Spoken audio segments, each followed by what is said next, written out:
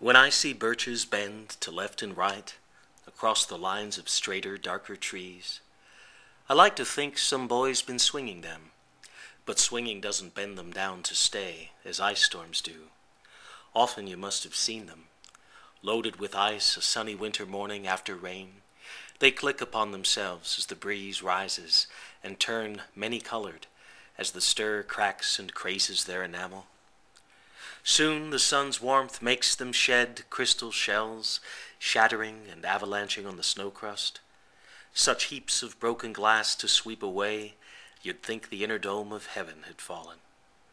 They are dragged to the withered bracken by the load, and they seem not to break, though once they are bowed so low for long, they never right themselves.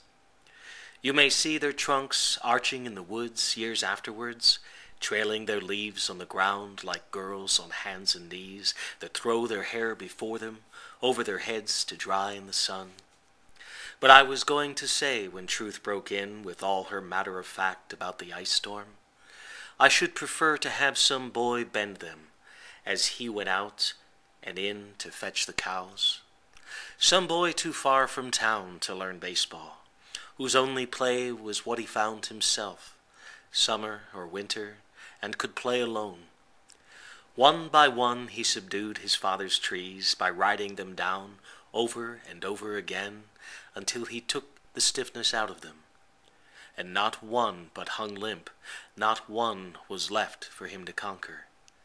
He learned all there was to learn about not launching out too soon, and so not carrying the tree away clear to the ground. He always kept his poise to the top branches, climbing carefully with the same pains you use to fill a cup, up to the brim and even above the brim. Then he flung outward, feet first, with a swish, kicking his way down through the air to the ground. So was I once myself a swinger of birches, and so I dream of going back to be. It's when I'm weary of considerations, and life is too much like a pathless wood, where your face burns and tickles with the cobwebs broken across it, and one eye is weeping from a twig's having lashed across it open. I'd like to get away from earth a while, and then come back to it and begin over. May no fate willfully misunderstand me, and half grant what I wish and snatch me away, not to return. Earth's the right place for love. I don't know where it's likely to go better.